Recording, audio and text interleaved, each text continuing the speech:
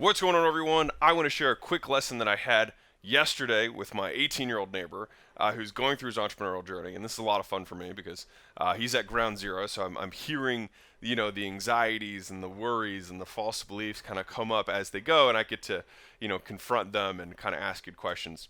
And so kind of the lesson or the theme of yesterday was around volume and luck, right?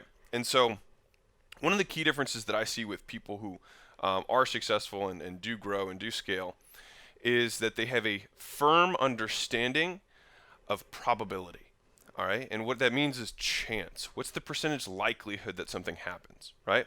If you want to be an investor, right, then you have to calculate the risk associated with an investment. That's a probability outcome. If you are a business owner, right, you have to gamble on marketing and assess the probability that you will get a return on that investment, right? And what's interesting is that volume negates luck, all right? So if you can put that in your brain, volume negates luck. And so luck is a word that people who don't understand probability use as a space filler. But if I were to say, hey, for every 100,000 emails I send, I get 1,000 back, and from 1,000 that I get back, I know that I'm going to close 500 of those people on a deal. That's not realistic math. I would probably close a lot more than that. But the point is, but if I explain that math to you, I'd be like, is that luck that I closed 500 deals? You'd probably be like, no, that's just probability. That's just, I know that if I reach this many people, the probability that there is one person who's interested in the services that I have is high, right? And the thing is that if you do enough volume, you can negate luck, all right? You can also negate skill, which is a byproduct of the volume, all right? So let me dive into that. Let me unpack that for a second.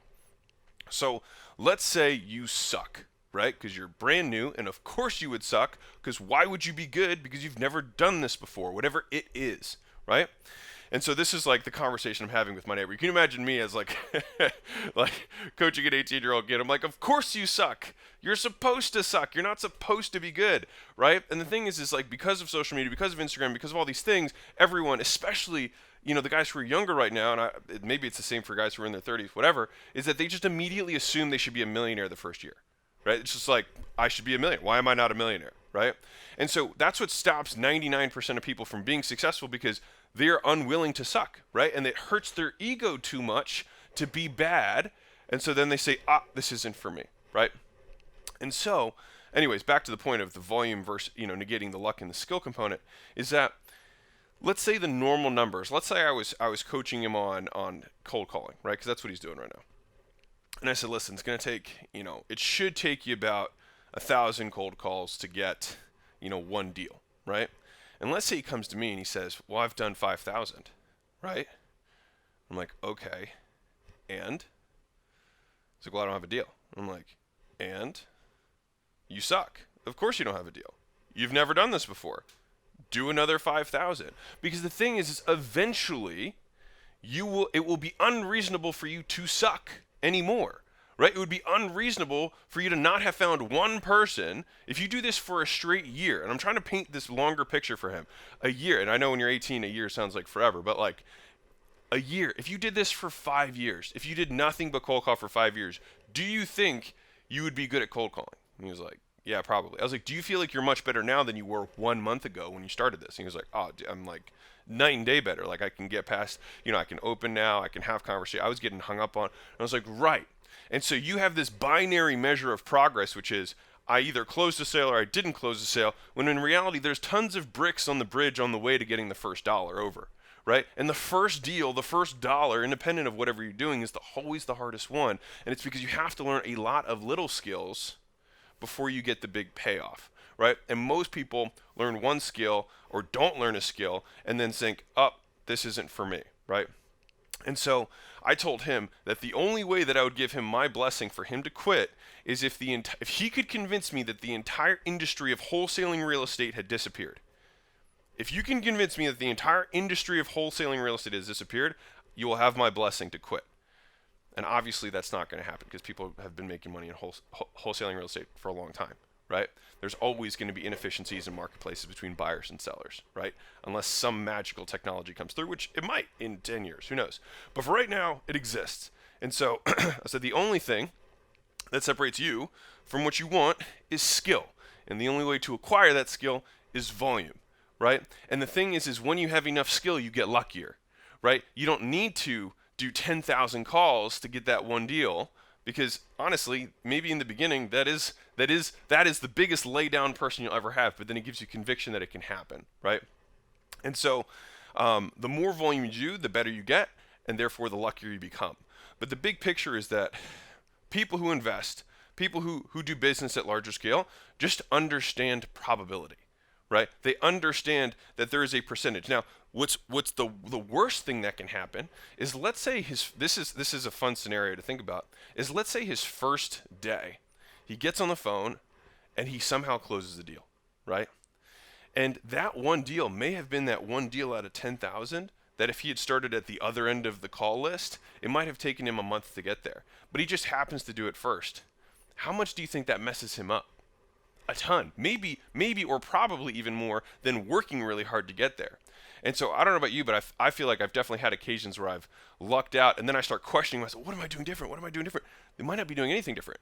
You might have just hit the gold nugget way too early in the cycle, and now you got to sift through a lot more no's to get to your next one. You might have to sift through twice as many no's as normal, because you got to account for the no's from the first one that you never actually hit, right? And so, anyways, as I'm walking him through this, right, it just reminded me of how when people are starting out, they don't understand the concept of large numbers, right? If you want to become lucky, if you want to have probability on your side, you simply increase n, increase the number, increase the volume, and eventually you will strike gold. And the thing is that most people just literally don't go long enough. He honestly was doing the little system that he's purchased the wrong way up until like a week ago.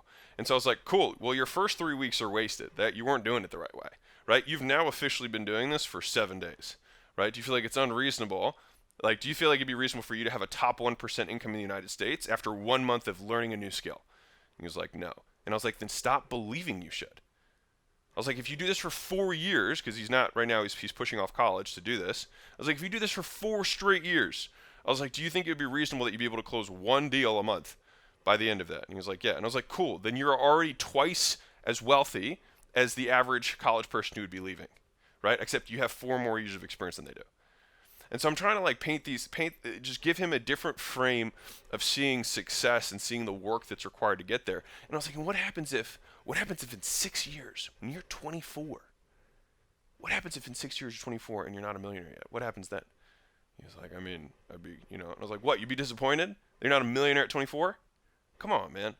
The thing is he might actually be, right? If he actually sticks with it for 6 straight years. But most people end up hopping and always doing these half-built bridges where they learn 2, 3, 4 of the skills, but there's 10 that they have to learn, and they say, this isn't for me. And they jump to another one, they start building a new bridge, right? When the reality is you just have to keep laying the bricks, keep laying the bricks, keep laying the bricks all the way across the bridge from where you are to where you want to be, and then the first dollar walks across. And it takes a lot of time to put those bricks in place and to figure out which brick you're missing. And the only way to do it is more.